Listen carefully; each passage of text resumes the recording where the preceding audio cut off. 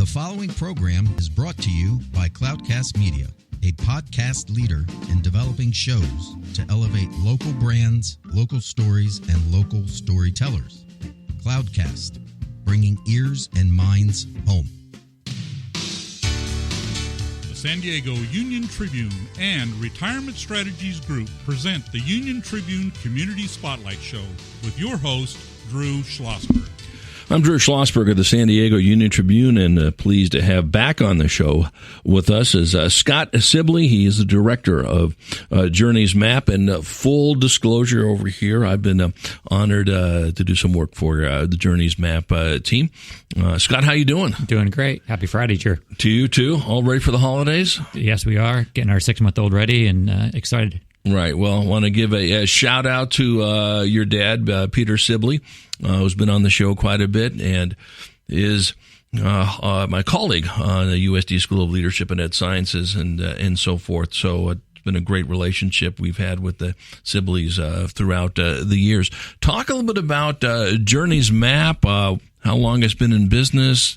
It's tied into a bigger company you folks have had that was launched in 1990, if I'm not mistaken. Yeah, that's right. So we've been around since 1990, but really focused on journeys over the past handful of years.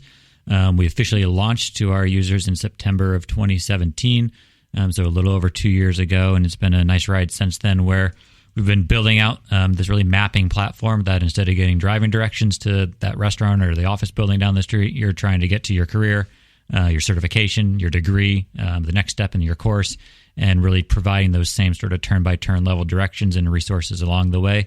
So I'm really excited about the progress over the past 2.5 years and what 2020 holds for us. Right. So when you started, the company was Edmond in 1990, and you have another affiliation or affiliate, I should say, up in Gig Harbor as well.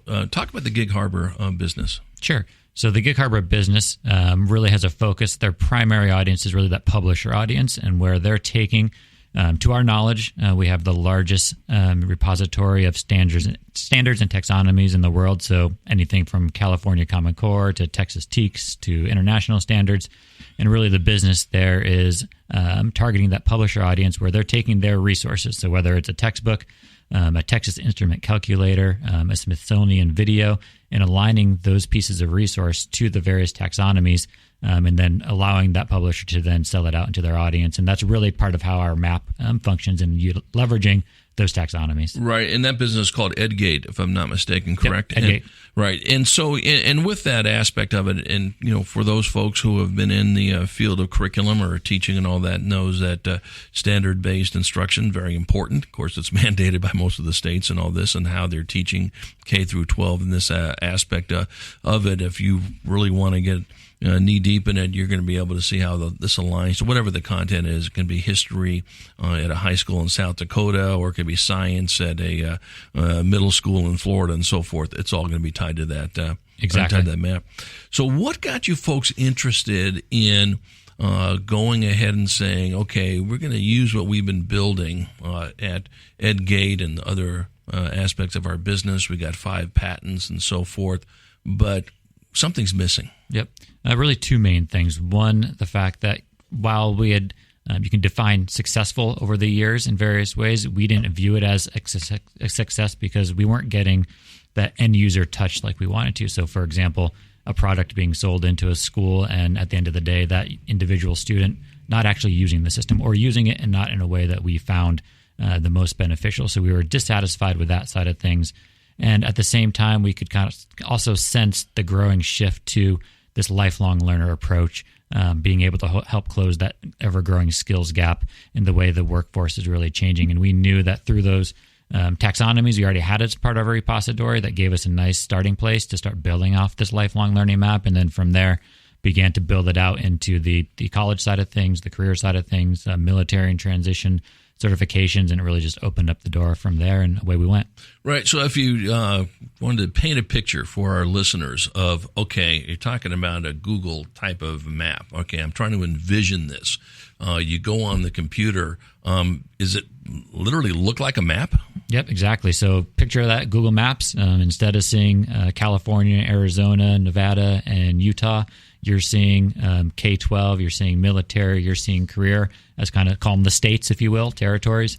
As you start drilling into whichever one you're selecting, it's going to start breaking up into neighborhoods, just like standing on a street corner and looking around you. So if you're looking at the neighborhood of IT and you go into one of those areas, you're going to see the different occupations surrounding you that all fall within that relevance area, so that the information you're looking at is discoverable and relevant to you based on your interest because you chose to be there. Right. We're chatting with Scott Sibley. He's the director of Journeys Map. The mission is to get a lifelong learner's discovery, so to speak, of the skills and knowledge they'll need to going to whatever their next journey is. And it's not just for folks in the K-12 space, even though I think you focused on grades 6 through 16 to start as the first use case. It could be people transitioning from the military to civilian life or from careers to careers and so forth on it. And we all know in this day and age, there's more than one path to get to the job. Exactly. Like you said, we started with that really 6 to 16 focus, but what's happened over the past few years has really expanded into a wide berth of audiences, whether it's military in transition, specifically leverage some cybersecurity industry work that we've been doing. We have a wonderful contract with the San Diego Housing Commission that is using the platform to help individuals that are part of that local Section 8 community go in and kind of figure out what's next for them. There's a 10-year wait list with 90,000 people on that Section 8 local here in San Diego, so they're using it to hopefully turn over that pipeline and let people go become self-sufficient again. Yeah, and I think the importance of all of this, and one of the goals, of course, is to try to get the parents engaged in this, the people that are in this space. Our friends at the San Diego County Office of Education. Be remiss if I didn't give a shout out to Superintendent Paul Gothold and the folks in the innovation group. Patrick there, Al Love, and Rob Atterbury from ConnectEd, and so forth. Peter Kallstrom from Workforce Partnership. There are a lot of people that are working in this place, but I think it really needs the word to get out a little bit more about how do parents look at this, and they're going to help their kids be looking at different types of jobs. The jobs that are here in 2019, if you're a kindergarten student, will either be very different when they graduate 18 years later or not there at all. Yep, exactly. And especially being in a city like San Diego where arguably probably two of the fastest growing industries are both around the cyber, like I mentioned before, but also blue tech.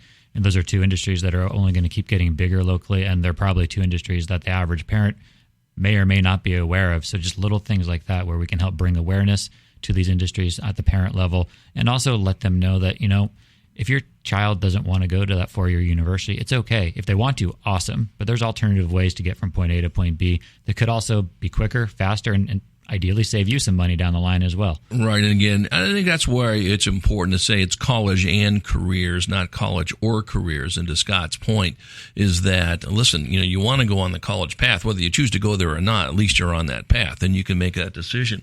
It's one of the slides that you use in a lot of your presentations, I think, that opens up eyeballs for a lot of folks. And I hope I got it right.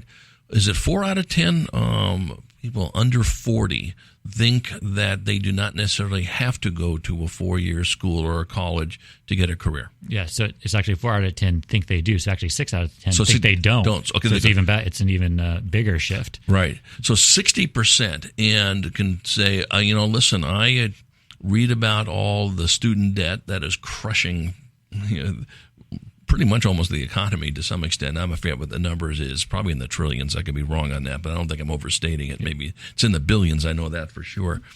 Not counting the student themselves when they leave college and they're crushed with $200,000 debt and the job they wanted is not there yet. And so they're making $15 an hour and that'll take them until they're dead to pay it off. What other pathways are there? So they're endless, really. So whether it's going to, say, a certification pathway could be through that community college. So it could still be offered through a college or a community college outlet, but it could be a faster way to get there, as well as there's many boot camps that get up and running Organizations like UCSD Extension have a lot of different programs that are awesome, and we love having their content on the map as well. And more, especially in these fast-growing tech industries where you're seeing large companies like Apple's, Google's, Microsoft specifically have initiatives to say, we're not targeting specifically four-year college graduates. We want to go through pathways where we can turn out these people much quicker. They can get into the workforce. We can upskill them while they're here, and then keep them within our house while we bring in that next set of people. Yeah, without question. I think what's important about that is just gives them the options as well. And what you also have on the map, and it's very important, is that what are the skills that are going to be necessary to do this job? And in some ways that is good, because if somebody can't stand math or trigonometry or whatever the case may be, but they want to be an architect, they either better choose a different profession because you're going to need those skills, or they get them ramped up as well. Exactly. And we're seeing that growing shift for taking things down to that skill level, both through the certification providers, the colleges, as well as these industry leaders, where they're really focusing down at those details to say,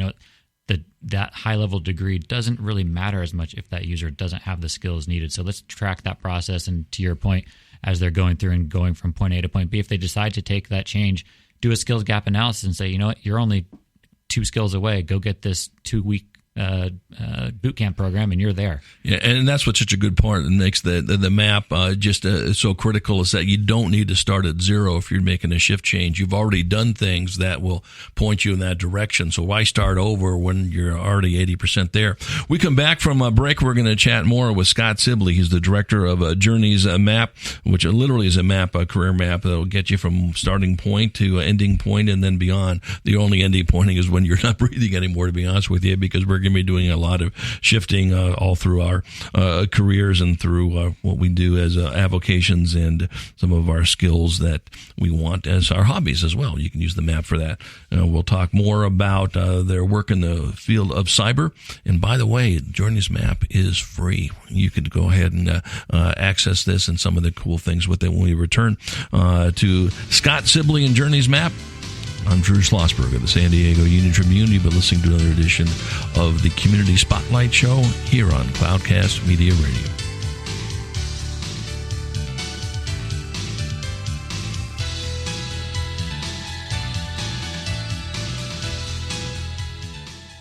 Cloudcast 180.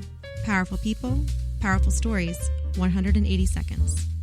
Welcome to Cloudcast 180. We're here today with the president and CEO of Father Joe's Villages. Welcome to Deacon Jim Vargas. Thank you, Charles. Good to be with you. We have 3 minutes. Let's hit it fast and furiously. We're going to talk this morning with you about San Diego being a very expensive city, which creates a housing crisis, which is exacerbating the homeless crisis in San Diego. Let's talk about your leadership on this issue.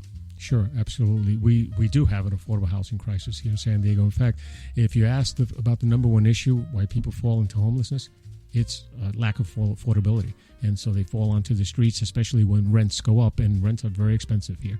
So we at Father Joe's Villages focus tremendously on housing. In fact, about 40% of our intervention is placing individuals into permanent and affordable housing. All right, so shows you the extent of what we do. And of course, there's services that go along with this, because in order for people to retain their housing, their dwellings, they have to have the services that they're necessary, whether it's mental health services or substance use disorder services, whatever that is. We have a Turning the Key initiative, whereby we'll be introducing 2,000 affordable housing units into the community during the next number of years. In fact, we just closed on a deal to purchase and refurbish a motel in the South Bay area. It's going to add 83 permanent supportive housing units. Next week, we'll be closing financially on a groundbreaking that will have 14-story building, 407 units of housing as well, taking about 550 people off the street. So housing is extremely important. Which means you're investing a lot of capital. How are you finding that capital to solve the housing crisis in San Diego for homeless folks? 90 to 95% of our funding is public funding. Various sources, whether it be from the state, it be local, county, city, municipality. So most of it is public funding. There's tax credits that are involved there. The capital stack is quite large, actually. So you're finding the land, you're finding the capital, you're changing lives. How are you minimizing the risk of future homelessness for these clients of yours? We're minimizing it through our services. We need to make sure that in order for them to retain the housing, that they receive the services that they need that are holistic and are comprehensive to their specific needs. That's fantastic. Deacon Jim, in the last 10 years, your organization has taken 11,000 folks from homelessness to a home. So I congratulate you. Any closing thoughts for our audience? No.